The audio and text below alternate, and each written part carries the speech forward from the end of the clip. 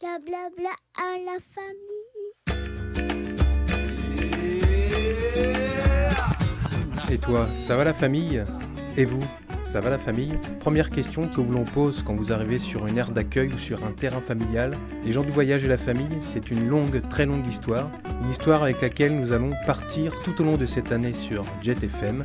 Michto, c'est une chronique qui ira contre les préjugés pour éviter d'entendre encore. Comme ils disent, ils font pas de cadeaux.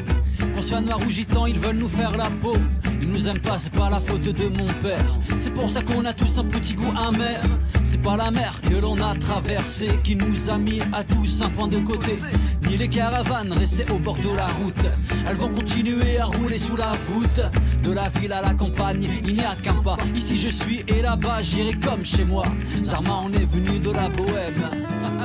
Michto, ça veut dire c'est bien. Et oui, c'est bien parce que les voyageurs en parlent souvent quand ça va pas. Et bien ici, avec Michto, on va en parler aussi quand ça va bien. Première de cette chronique que vous retrouverez sur Jet FM à 18h40 tous les premiers et troisièmes jeudis du mois. Première avec une petite question: qui sont les gens du voyage? Qui sont les voyageurs? Pour y répondre, nous retrouverons Cyril Prévost, directeur adjoint de Tissé Métis, et Bernard Pluchon, sociologue, pour éviter et pour déconstruire ce que nos hommes politiques et la société ont l'habitude de dire. Alors, sur ces risques de désigner des catégories de population par le doigt, l'actualité nous fournit un exemple précis. Les propos du préfet du Vaucluse, vous les connaissez je pense, propos sur les gens du voyage. Ils ont choqué des élus du département qui vous demandent à vous, ministre de l'Intérieur, autorité de tutelle, de les désavouer, ces propos. On va d'abord les écouter. Il est donc question des Roms, des gens du voyage. Ces gens vivent d'escroqueries et de rapines, mais ce n'est pas une raison pour les pousser de place de village en place de village. Ce n'est pas comme ça qu'on réglera le problème. Ce sont des gens qui roulent dans des voitures de luxe, qui ont des caravanes énormes et qui ne travaillent pas. Donc on peut s'interroger sur les revenus de ces gens-là, et je pense qu'il est de mon devoir de m'interroger sur est-ce qu'il y a de la délinquance là derrière, oui ou non. Je ne vous épargnerai pas. C'est pas un peu violent, ça, de la part d'un élu? Mais je vais vous dire mieux, je les ai pas épargnés. Je les ai pas épargnés parce que lorsque je les ai traités de délinquants, c'était des délinquants. Je leur ai même proposé de déposer plainte pour diffamation contre moi. Ils ne l'ont pas fait. Parce que quand on rentre avec des pinces Monseigneur, par effraction, sur une propriété publique ou une propriété privée, et qu'on s'y installe sans droit ni titre, on est tout simplement un délinquant. Monsieur Leroy, vous êtes pour ou contre ce projet d'enfouissement de déchets radioactifs? On est embêté aussi avec les populations de gitans, personne n'en veut. On est embêté avec les politiques de traitement des déchets, personne n'en veut, et pourtant... Au fond, Nicolas Sarkozy, au fond, est-ce que vous ne pensez pas qu'il y a un risque d'encourager, ce genre de déclaration, justement, qui généralise? Monsieur Pujadas, vous ne le craignez pas? Le risque que je crains, c'est celui de l'immobilisme. Est-ce que vous vous souvenez que Jean-Marie Le Pen a recueilli 5,5 millions de suffrages? Est-ce que vous vous souvenez qu'il y a un Français sur deux qui ne vote pas parce qu'il croit que ça ne sert à rien? Le risque, c'est celui qui consiste à ne rien faire. Le risque, ce sont des discussions mondaines entre droits de l'hommisme professionnel qui ignore en tout point ce qu'est la réalité de la vie d'un certain nombre de compatriotes. Et tu dis tout ça si calmement, et je crois que tu le crois vraiment.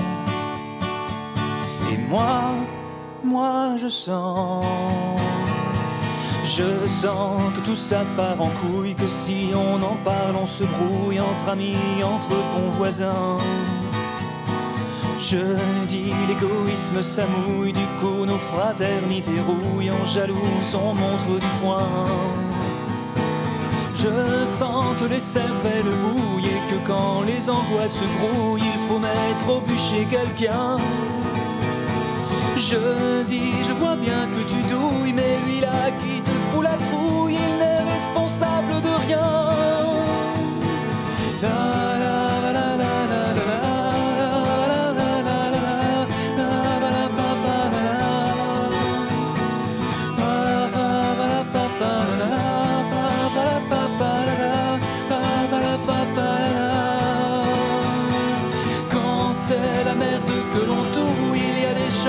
Que l'on souille l'idée du partage et du lien.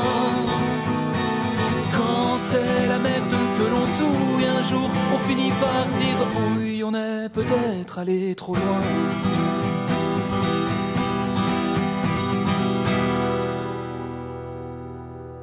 Bernard Pluchon, donc actuellement je suis administrateur des services régionaux itinérants qui sont basés à Rezé, une association qui existe depuis plus de 40 ans. Je suis aussi également administrateur de la FNASAT, la Fédération nationale des associations solidaires d'action avec les Tziganes et les gens du voyage. Oui, c'est effectivement la question qui revient en général, c'est-à-dire qui sont les gens du voyage. Et cet amalgame qui est constant en fait entre Tziganes et gens du voyage. Alors les gens du voyage, c'est vraiment une catégorie administrative. Mais c'est le grand basculement, en fait, pour moi, s'est produit d'abord par la loi de 1912 qui a institué le statut des nomades et des forains et aussi des commerçants ambulants, mais principalement donc des nomades et des forains avec un statut particulier dérogatoire au droit commun à la citoyenneté française, puisque les nomades, quelle que soit leur origine, qu'ils soient d'origine française ou non, n'étaient pas considérés comme des citoyens à part entière. Donc c'est un régime qui imposait en fait un statut de contrainte pour cette population, en particulier les nomades, avec un carnet anthropométrique et un fichage de police qui a perduré d'ailleurs dans le temps, et puis également un carnet collectif qui finalement a construit aussi cette notion très présente dans les imaginaires de tribus, voilà, comme si cette population était forcément une population tribale. Cette loi de 1912 a perduré quand même jusqu'en 1969, où là, l'administration a commencé, enfin le pouvoir public a commencé à considérer que finalement c'était une population qui était en voie d'extinction. Et en 69, donc l'administration se dit, bon, population qui disparaît. Progressivement, on essaye l'administration va créer un nouveau terme, les gens du voyage. Et on invite le monde pour le couscous. Viens mon cousin, après on ira aux courses. Les jours de fête avec les cornes de gazelle. Et y a du hérisson halal sur la braise. Au bord du feu, on aiguise les couteaux. Si je te dis la baisse, tu me réponds michto. Et ça rigole, et ça chicane, et ça rigole. Demain c'est garanti, on se prendra une tolle. Le monde autour de nous tourne sur des roulettes. Mais des roulettes de papier qui font tourner les têtes. Chez nous en bas, on nous fait payer quelques fautes. Mais qui fait vraiment un vol à la roulotte? Si on se réunit les soirs de Ramadan, si au Sainte-Marie on cherche le printemps, tu peux nous trouver un peu partout sur ton passage. C'est tout maintenant, on fait partie du paysage. Et sinon, comment va la famille? Bah ouais, ça va bien. Et chez toi, tu peux jouer moins vite, comment va la famille? Bla bla bla. Oui, mais ça va la famille. On a besoin de l'un. Et aujourd'hui, les gens du voyage restent finalement marqués par cette histoire, cet amalgame entre cette période précédente où les nomades n'étaient pas vraiment des citoyens, des forains qui finalement sont des commerçants mais sont amalgamés à cette population de nomades. Voilà. En fait, on subit aujourd'hui en France cette histoire. Quand je dis on subit, c'est principalement les gens du voyage qui en font les frais, évidemment, de populations considérées comme marginales, comme non adaptées au monde moderne, même si aujourd'hui, être nomade, c'est plutôt considéré comme être moderne. Cyril Prévost, directeur adjoint de l'association Tis et Métis. Il y a des nomadismes qu'on combat, on va dire, et puis il y a des nomadismes qu'on favorise. Et puis après, tout le monde n'est pas nomade dans le monde. Hein. Tout le monde, les humains ne circulent pas de la même façon et n'ont pas du tout les mêmes statuts. Qu'on soit soudanais migrant aujourd'hui ou qu'on soit start-upper hollandais pour aller développer sa boîte au Japon, voilà, c'est pas les mêmes choses.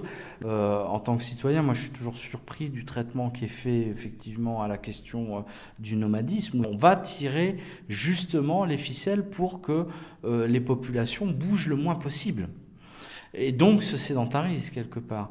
Mais on voit bien que si, on va dire, sur les voyageurs plus traditionnels, qui peuvent être des Bretons qui ont pris la route pour faire les marchés, ou des gens de l'Est qui étaient plutôt forains, etc.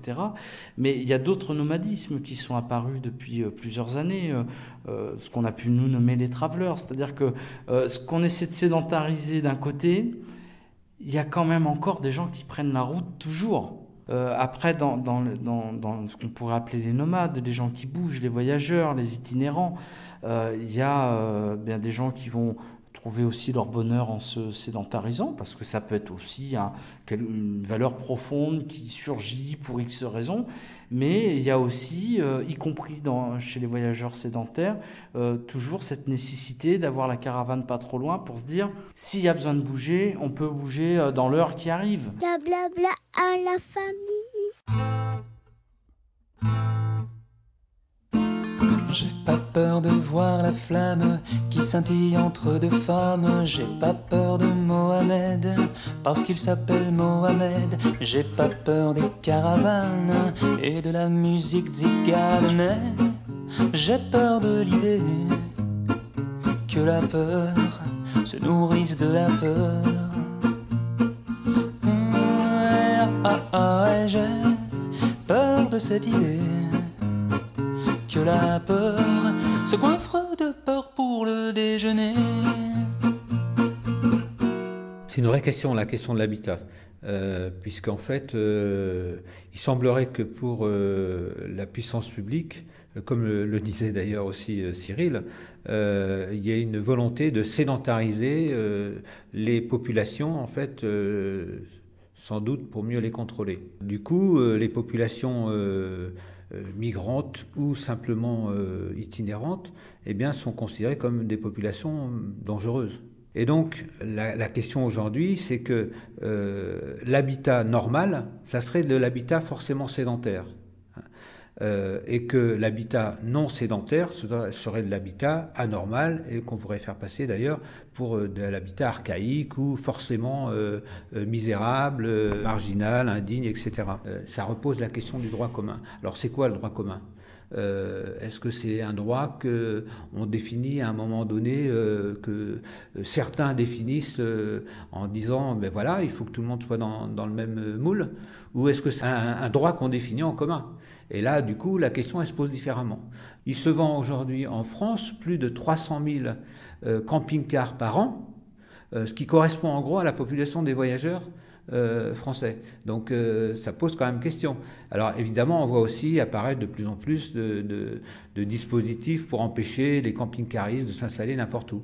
Mais en attendant, ils ne sont pas stigmatisés comme les voyageurs, ils ne sont pas considérés comme une population marginale, etc. Au contraire. J'allais dire, tout est dit, parce qu'effectivement, c'est une espèce de rappel à l'égalité, finalement, à la question du droit commun, à l'égalité pour tous, notamment à travers les services, à travers les droits.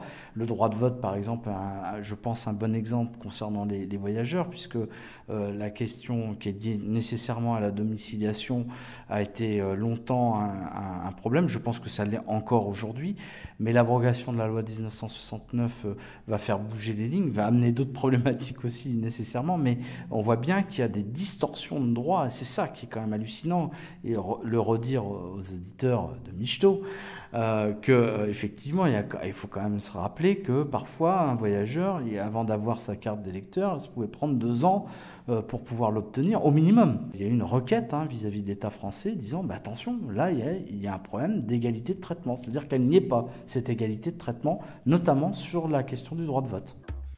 C'était la première de Michto sur Jet FM. On remercie Cyril Prévost, le directeur adjoint de l'association Tissé Métis. On remercie également le sociologue Bernard Pluchon.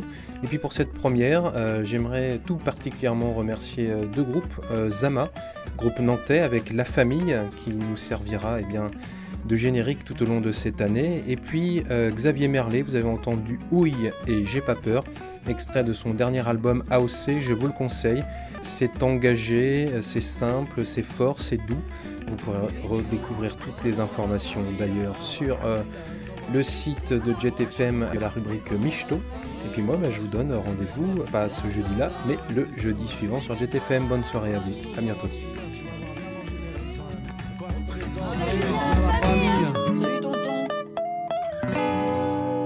C'était vachement bien. On brûle la caravane.